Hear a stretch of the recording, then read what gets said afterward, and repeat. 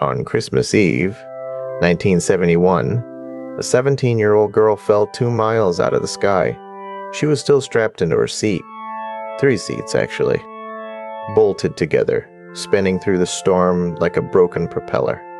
Below her, the Peruvian Amazon was rushing up to meet her, green and endless and silent. And here is the part that should not be possible. The part that, 50 years later, still makes people stop and ask how. She lived. 91 other people on that plane did not. Her name was Juliane Koepcke, and to understand how she survived, you have to understand how she ever got on that plane at all, because she was never supposed to be on it. Let's go back. Just one day, the 23rd of December, 1971, a school dance in Lima, Peru. The German school, the Alexander von Humboldt graduation night. Juliane is 17 years old, the only child of 2 German scientists, and she has just finished high school. Her mother, Maria, wanted to fly home days earlier, the 19th, the 20th. Home was a place most people have never heard of, a research station deep in the rainforest called Panguana, built by her parents to study the wildlife of the Amazon. But Juliane begged to stay for her graduation. One dance. One night. One night that would cost 91 people their lives. Because by the time the dance was over, and they finally went to book their flight home for Christmas, every plane to Pucallpa was full. The holiday rush had taken them all. Every plane. Except one. The airline was called LANSA, and when Juliane's father heard that name, he said something she would carry for the rest of her life. Please don't fly with LANSA, any other airline, but not LANSA. Hans Wilhelm Koepcke was a careful man, a zoologist. He knew things. He knew that LANSA had already dropped 2 planes out of the sky. Flight 501 in 1966, 49 dead. Flight 502 in 1970, nearly 100 dead, including 49 American exchange students. He knew the airline had been caught falsifying its own maintenance records. He begged them not to go. They went anyway. What choice did they have? Christmas was the next day, and it was just one short flight. Now, here's what they didn't know about the specific plane waiting for them on the tarmac. It was a Lockheed Electra, a turboprop. Registration OBR 941. And according to what Juliane would later write, this particular aircraft was a patchwork, stitched together from the parts of other Electras that had already crashed or been scrapped. A plane built from dead planes. It was supposed to leave before noon. It left 7 hours late. And when Juliane finally settled into seat 19F, the right side window, with her mother Maria beside her, there were 92 souls on board, 86 passengers, 6 crew. For the first 25 minutes, it was an ordinary flight. Then the sky turned black. Christmas presents start flying through the cabin, meal trays, sandwiches. The lights flicker out and the whole world is dark and people are screaming. And Juliane grabs her mother's hand, and neither of them can speak. The plane is flown straight into the heart of a thunderstorm. And this is the first domino, because the official cause of what happened next was not bad luck. It was a choice. The crew, under pressure to keep that packed Christmas schedule on time, flew the plane into the storm instead of turning back. The investigators would later call it, in the cold language of aviation reports, intentional flight into hazardous weather conditions. They flew into it on purpose. Lightning is everywhere now, all over the sky.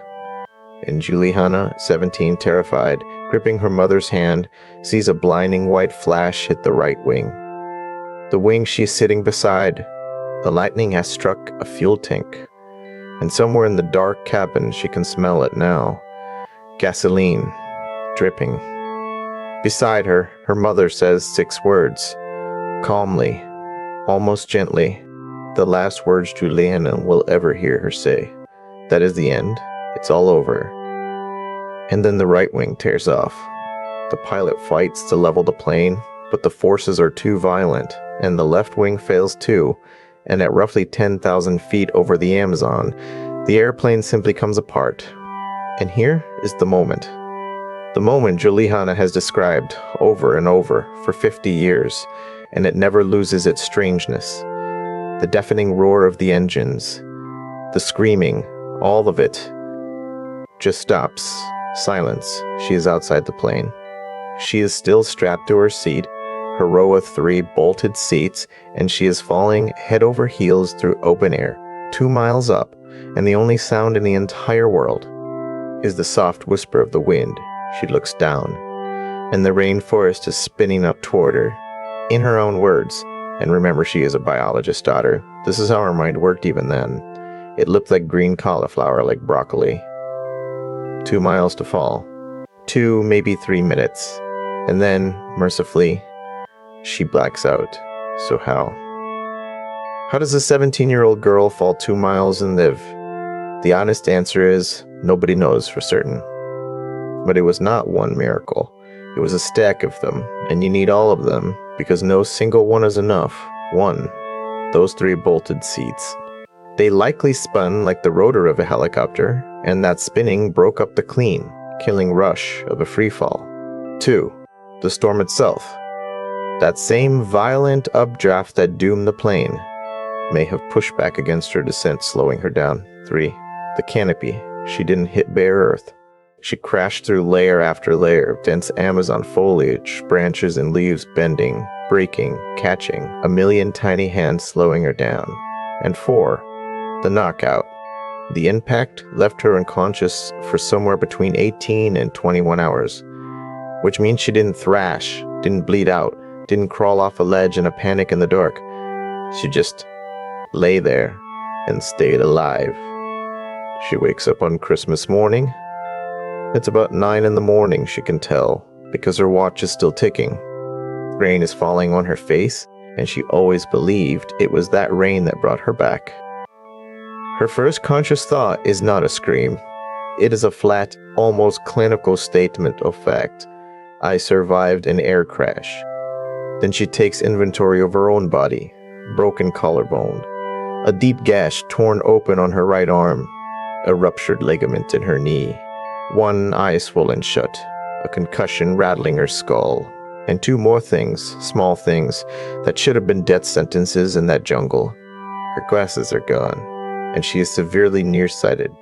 She will have to find her way out of one of the most dangerous wildernesses on Earth, half blind. And one of her 2 sandals is gone, so she'll do it with 1 bare foot, in nothing but a torn, sleeveless mine interest. She's 17, she is alone, and she does not yet know it. But she is the only person within miles who can still walk, because here's the thing almost every retelling gets wrong. Juliane was not the only person who survived the fall. As many as 14 people survived that 2-mile drop. 14. Possibly including her own mother. But survival in the Amazon is not about surviving the fall. It's about surviving what comes after. And of those 14, 13 would stay where they landed, hurt and waiting, and die, slowly, waiting for a rescue that the thick green canopy was hiding from the planes overhead. Juliane was not the sole survivor of the crash. She was the only one who walked out of the jungle. And the reason she walked out goes back to that research station, Pangwana, till everything her parents taught her in the 18 months she lived there as a girl.